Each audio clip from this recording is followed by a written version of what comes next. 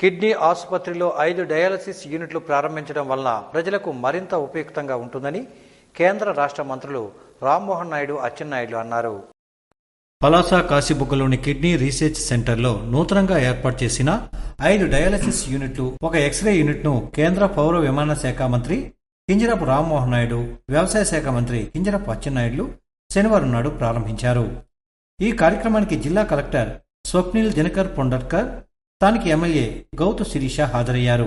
Indian oil corporation limited CSR నిధులతో 67.50 లక్షల విలువైన డయాలసిస్ యూనిట్లు, ఆంధ్ర వైద్య కళాశాల, పౌర విద్యార్థుల సంఘం, ఉత్తర అమెరికా, గౌతు లచ్చన్న బలహీన వర్గాల సంస్థ గ్లో వారి ఆర్థిక సహాయంతో 15 లక్షల విలువైన మరో 2 డయాలసిస్ యూనిట్లు ఒకే రోజు ప్రారంభించబడ్డాయి.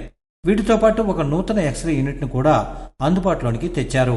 ఈ నూతన సౌకర్యాల వల్ల పలాస కాశీబుగ్గ ప్రాంతంలోని కిడ్నీ వ్యాధిగ్రస్తులు మరింత మెరుగైన వైద్య సేవలు అందుబాటులోకి వస్తాయని రామ్మోహన్ నాయుడు ఈ సందర్భంగా పేర్కొన్నారు. డయాలసిస్ కోసం దూర ప్రాంతాలకు వెళ్లాల్సిన అవసరం తగ్గుతుందని, ఎక్స్రే యూనిట్ అందుబాటులోనికి రావడం వల్ల రోగ నిర్ధారణ ప్రక్రియ వేగవంతం అవుతుందని, ఈ సౌకర్యాల ఏర్పాటుకు సహకరించిన Indian oil corporation limited, Andhra వైద్య కళాశాల, పౌర విద్యార్థుల సంఘం, ఉత్తర అమెరికా మరియు గౌతు లచ్చన్న బలహీన వర్గాల సంస్థ గ్లో ప్రధాన కార్యదర్శి వెంకన్న చౌదరిలకు కృతజ్ఞతలు తెలిపారు.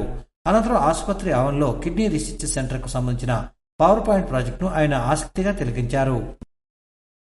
బుడుమూరు గ్రామం వద్ద జరిగిన రోడ్డు ప్రమాద ఘటనా స్థలాన్ని ఆదివారం నాడు జిల్లా ఎస్పీ కెవి మహేశ్వర్ రెడ్డి పరిశీలించారు. శ్రీకాకుళం జిల్లా లావేరు మండలం బుడుమూరు గ్రామం వద్ద జాతీయ రహదారిపై శనివారం సాయంత్రం జరిగిన రోడ్డు ప్రమాదం సంఘటనా స్థలాన్ని ఆదివారం జిల్లా ఎస్పీ కెవి మహేశ్వర్ రెడ్డి క్షుణ్ణంగా పరిశీలించారు. ప్రమాదానికి గల కారణాలను ఆరా తీశారు. శనివారం విశాఖపట్నం వైపు వెళ్తున్న కారు జాతీయ రహదారిపై అదుపు తప్పి ఎదురుగా వస్తున్న ద్విచక్ర వాహనాన్ని ఢీకొట్టి తర్వాత ఆగి ఉన్న లారీని ఢీకొట్టడంతో ఈ ప్రమాదం జరిగింది. ఈ ఘటనలో 3 మృతి చెందగా హాస్పిటల్ నందు చికిత్స పొందుతూ మరొకరు మృతి చెందారు. ఈ క్రమంలో ప్రమాద కారణాలపై జిల్లా ఎస్పీ ఆరా తీసి రోడ్డు ప్రమాదాలను నివారించేందుకు తీసుకోవాల్సిన చర్యలపై పోలీసు అధికారులకు తగు సూచనలు చేసి సురక్షిత ప్రయాణం కొరకు వాహనదారులు రహదారి భద్రతా నిబంధనలు తూచా తప్పకుండా పాటించాలని అన్నారు. వాహనాలు నడిపే సమయంలో సురక్షితంగా, క్షేమంగా గమ్యాలను చేరుకోవాలని తెలిపారు. వాహనాల అతివేగాన్ని నియంత్రించేందుకు రహదారి మార్గంలో ఇరువైపులా ప్రమాద సూచిక పార్కింగ్ బోర్డులను ఏర్పాటు చేసి హైవే పెట్రోలింగ్ సిబ్బంది నిరంతరం తిరుగుతూ ఇరువైపులా పార్కింగ్ ప్రదేశాల మినహా వాహనాల పార్కింగ్ లేకుండా చూడాలని, ముఖ్య కూడలిలో సీసీ కెమెరాలు ఏర్పాటు చేసి ప్రమాద నివారణ చర్యలు చేపట్టాలని జిల్లా ఎస్పీ అధికారులకు సూచించారు. ఈ పరిశీలనలో జిల్లా ఎస్పీతో పాటు జేఆర్పురం సర్కిల్ సిఐ అవతారం, లావేరి ఎస్ఐలు పాల్గొన్నారు. కండ్యాం గ్రామంలో ప్రభుత్వ ఆయుర్వేద వైద్యాధికారి ఎం సునీల్ ఆధ్వర్యంలో స్వర్ణాంధ్ర స్వచ్ఛాంధ్ర కార్యక్రమం నిర్వహించారు. విజయనగరం జిల్లా రాజన్ నియోజకవర్గం రేగిడి మండలం కండ్యాం గ్రామంలో ప్రభుత్వ ఆయుర్వేద వైద్యాధికారి ఎం సునీల్ కుమార్, గ్రామ పంచాయతీ సెక్రటరీ టి పోలినాయుడు, గ్రామ సర్పంచ్ కె ముత్యాలమ్మ ఆధ్వర్యంలో స్వర్ణాంధ్ర స్వచ్ఛాంధ్ర కార్యక్రమం నిర్వహించారు. ఈ కార్యక్రమంలో వైద్యాధికారి సునీల్ కుమార్ మాట్లాడుతూ, సింగిల్ యూజ్ ప్లాస్టిక్ నో చెప్పండి, వ్యర్థ పదార్థాలను ఎక్కడ పడితే అక్కడ పడేయకుండా పొడి చెత్త, తడి చెత్తలను వేరు చేసి పరిసరాలకు దూరంగా ప్రభుత్వం ఏర్పాటు చేసిన ప్రాంతాల్లో పడివేయాలని, అలాగే మన గ్రామాన్ని ఎవరికి వారే పరిశుభ్రంగా ఉంచాలని కోరారు. గ్రామ ప్రజలంతా ఆరోగ్యంగా ఉండాలంటే పారిశుద్ధ్య లోపం లేకుండా ఉండాలని కోరారు. ఈ కార్యక్రమం ప్రతి నెల 3వ శనివారం ఉంటుందని, ఈ కార్యక్రమంలో గ్రామ ప్రజలంతా తప్పనిసరిగా పాల్గొనాలని విజ్ఞప్తి చేశారు. శిథిలావస్థలో ఉన్న పాఠశాల భవనాలకు మళ్లీ వినియోగంలోనికి తెచ్చేలా చర్యలు తీసుకుంటారని పాతపట్నం ఎమ్మెల్యే మామిడి గోవిందరావు అన్నారు. శ్రీకాకుళం జిల్లా పాతపట్నం నియోజకవర్గంలో ఎమ్మెల్యే మామిడి గోవిందరావు ఆదివారం నాడు పలు పాఠశాలలను పరిశీలించారు. ఈ సందర్భంగా శిథిలావస్థలో ఉన్న భవనాలను చూసి ఆయన వాటిని పునర్నిర్మించి వినియోగంలోనికి తెచ్చేందుకు తక్షణమే తగు చర్యలు తీసుకుంటారని పేర్కొన్నారు. శిథిలావస్థకు చెందిన పాఠశాల భవనాల నివేదిక త్వరగా తనకు అందించినట్లయితే విద్యాశాఖ మంత్రి లోకేష్ బాబు దృష్టికి తీసుకువెళ్లి నిధులు మంజూరు చేయించి నూతన తరగతి గదులు నిర్మించేందుకు కృషి చేస్తానని ఆయన పేర్కొన్నారు. అలాగే ప్రస్తుత విద్యాశాఖ మంత్రి లోకేష్ బాబు విద్యా వ్యవస్థలో ఒక నూతన వరవడితో విద్యారంగానికి అత్యధిక ప్రాధాన్యత ఇస్తున్నారని గుర్తు చేశారు. తద్వారా ప్రతి పేద విద్యార్థికి మౌలిక సదుపాయాలు కల్పించడంతో పాటు ఉత్తమ ప్రమాణాలతో కూడిన నాణ్యమైన విద్యను అందించడం జరుగుతుందని అన్నారు. ఈ పోటీ ప్రపంచంలో తట్టుకునేందుకు ప్రభుత్వ పాఠశాలలను ప్రైవేటు పాఠశాలలతో సమానంగా మోడల్ విద్యా విధానాన్ని తీసుకొచ్చామని ఆయన ఈ సందర్భంగా గుర్తు చేశారు. ఈ కార్యక్రమంలో నాయకులు, ఉన్నతాధికారులు తదితరులు పాల్గొన్నారు. త్వరలో అంగరంగ వైభవంగా వెంకటేశ్వర స్వామికి బ్రహ్మోత్సవాలు నిర్వహిస్తామని అర్చకులు చామర్తి కృష్ణమాచార్యులు తెలియజేశారు. శ్రీకాకుళం జిల్లా నర్సనపేట పట్టణంలో వేంచేసి ఉన్న శ్రీ వెంకటేశ్వర ఆలయంలో మే 7వ తేదీ నుండి బ్రహ్మోత్సవాలు నిర్వహించనున్నారు. ఇందులో భాగంగా ఆదివారం నాడు ఉత్సవ విగ్రహాలకు ప్రతిష్టా మహోత్సవం అత్యంత కన్నుల పండుగగా నిర్వహించారు. ఈ ఉత్సవ విగ్రహాలను వచ్చే బ్రహ్మోత్సవాల్లో అందంగా అలంకరించి వైభవంగా ఊరేగిస్తామని ఆలయ అర్చకులు చామర్తి కృష్ణమాచార్యులు తెలియజేశారు. ఈ విగ్రహ ప్రతిష్ఠ 2 రోజుల పాటు నిర్వహించనున్నామని, ఇందులో ప్రత్యేక పూజలు, విశేష హోమంతో కార్యక్రమాన్ని కొనసాగిస్తున్నట్లు ఆయన ఈ సందర్భంగా పేర్కొన్నారు. ఏకహస్తకటించైవ వామే శంకంజనిక్షిపే దక్షిణే చక్రహస్తం చ ఏకం వైకుంఠహస్తకం పీతాంబరధరం దేవం నానాలంకారభూషితం మలల్వేల్ మంగ సంయుక్తం వెంకటేశమహం భజే. ఓం నమో వెంకటేశాయ.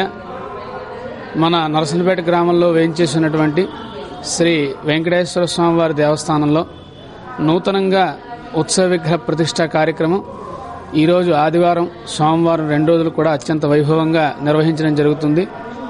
ఈరోజు ఉదయం విశ్వక్సేన పూజ మొదలు విశేషమైనటువంటి పూజలు, అలాగే అగ్ని ప్రతిష్ఠ, విశేష హోమాలతో ఈరోజు కార్యక్రమం పరిపూర్తవుతుంది. అలాగే స్వామివారికి జలాధివాసం, క్షీరాధివాసం, ధాన్యాధివాసం, అలాగే ఈవేళ రాత్రి పంచశయ్యాధివాసం అనేటువంటి ఈ అధివాసములు కూడా ఆ ఉత్సవమూర్తులకి చేయడం జరుగుతుంది. రేపు ఉదయం అనగా సోమవారం ఉదయం స్వామివారి యొక్క ప్రాణప్రతిష్ఠా మహోత్సవం కూడా జరుగుతుంది. ఈ కార్యక్రమంలో భక్తులందరూ కూడా పాల్గొని ఆ వెంకటేశ్వర స్వామివారి యొక్క అనుగ్రహ, కృపా, కరుణా, కటాక్ష వీక్షణులకి పాత్రులు కావలసిందిగా విజ్ఞప్తి చేస్తున్నా. ఓం నమో వెంకటేశాయ. ఈ కార్యక్రమంలో ఆలయ ధర్మకర్తలు వీరభద్రస్వామి, కృష్ణబాబు, భక్తులు తదితరులు పాల్గొన్నారు. ప్లాస్టిక్ నిర్మూలన అందరి బాధ్యత అని విజయనగరం ఎంపీడీఓ శ్యామలకుమారి, తహసీల్దార్ చిన్నారావులు అన్నారు. విజయనగరం జిల్లా రాజాం నియోజకవర్గం రేగడి గ్రామంలో శనివారం నాడు స్వచ్ఛ ఆంధ్ర, స్వచ్ఛ దివస్ కార్యక్రమాలను నిర్వహించారు. సింగిల్ యూజ్ ప్లాస్టిక్ వాడటం ఆరోగ్యానికి అనర్థమని, ప్లాస్టిక్ వాడకం అనేక ప్రాణాంతక వ్యాధులకు కారణమని అన్నారు. పరిశుభ్ర గ్రామాల ద్వారా స్వచ్ఛ ఆంధ్ర సాధ్యమవుతుందని ఈ సందర్భంగా పేర్కొన్నారు. ఈ మేరకు గ్రామంలో విద్యార్థులు, గ్రామ ప్రజలతో ర్యాలీ, మానవహారం నిర్వహించారు. పరిసరాలను పరిశుభ్రంగా ఉంచుకోవాలని గ్రామ ప్రజలకు అవగాహన కలిగించారు. ఈ కార్యక్రమంలో ఈఓపీఆర్డీ ఏవి సత్యనారాయణ, స్వచ్ఛ భారత్ మండల కోఆర్డినేటర్ పద్మ, ఏపీఎం గోవిందరావు, కార్యదర్శి స్రవంతి, క్లాబ్స్ మిత్రులు, సచివాలయ సిబ్బంది, ఉపాధ్యాయులు తదితరులు పాల్గొన్నారు. సారాకోట మండలంలో జరిగిన రోడ్డు ప్రమాదంలో 2 దుర్మరణం చెందిన ఘటన చోటు చేసుకుంది. శ్రీకాకుళం జిల్లా సారాకోట మండలం కురిడింగి గ్రామం వద్ద ఘోర రోడ్డు ప్రమాదం సంభవించింది. ఈ ప్రమాదంలో కారు నుజ్జు కాగా అందులో ప్రయాణిస్తున్న 2 దుర్మరణం పాలయ్యారు. సంఘటనా స్థలానికి చేరుకున్న సారాకోట పోలీసులు దర్యాప్తు చేపట్టారు. కష్టపడి పనిచేసే ప్రతి ఒక్కరిని పార్టీ తప్పకుండా గుర్తిస్తుందని విజయనగరం ఎంపీ కలిశెట్టి అప్పలనాయుడు అన్నారు.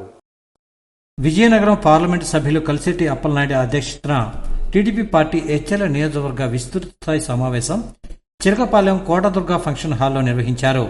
తెలుగుదేశం పార్టీ కుటుంబ సాధికార సారథులను నియమించేందుకు హెచ్ఎల్ నియోజకవర్గ నాయకులు, కార్యకర్తలతో ఏర్పాటు చేసిన ఈ సమావేశంలో అప్పలనాయుడు మాట్లాడుతూ, తెలుగుదేశం పార్టీలో ఎవరూ శాశ్వతం కాదని, పార్టీ మాత్రమే చరిత్రలో శాశ్వతంగా ఉంటుందని, పార్టీ కోసం కష్టపడి పనిచేసే ప్రతి ఒక్కరిని తప్పకుండా వారి కష్టాన్ని గుర్తిస్తుందని తెలియజేశారు. ఆంధ్రప్రదేశ్ రాష్ట్ర ముఖ్యమంత్రి నారా చంద్రబాబు నాయుడు ఆధ్వర్యంలో పార్టీ నాయకత్వం ఎలా చెప్తే ఆ విధంగా ప్రతి కార్యకర్త, నాయకులు, జిల్లా స్థాయి నాయకులు, మండల స్థాయి నాయకులు, గ్రామ స్థాయి నాయకుల వరకు అదే తప్పకుండా ఆచరించాల్సి ఉంటుందని, పార్టీ కోసం కష్టపడిన వ్యక్తులకు మాత్రమే ఎటువంటి పదవులు అయినా, అవకాశాలైనా ఇవ్వడానికి పార్టీ సిద్ధంగా ఉందని ఈ సందర్భంగా తెలియజేశారు. ప్రజల్లో ఉండకుండా, ప్రజల కోసం పనిచేయకుండా తన చుట్టూ తిరిగినంత మాత్రాన తన పార్టీ పరంగా ఏమీ చేయని వాళ్ళకి సహకారం చేయలేనని ఈ సందర్భంగా చెప్పుకొచ్చారు.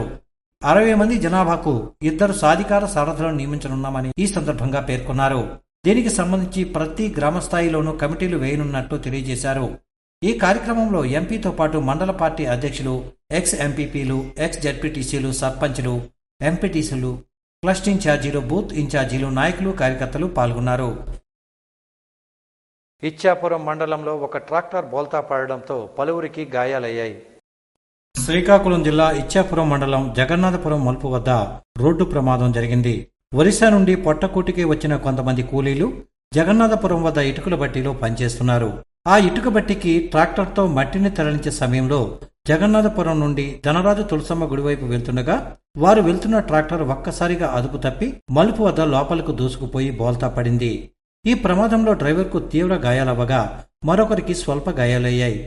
వెంటనే స్పందించిన స్థానికులు క్షతగాత్రులను బయటకు తీసి ఆసుపత్రికి తరలించారు. ఇవండి ఎస్ఎస్ న్యూస్ విశేషాలు. తిరిగి మళ్ళీ మరిన్ని విశేషాలతో కలుద్దాం. Stay tune to SS news.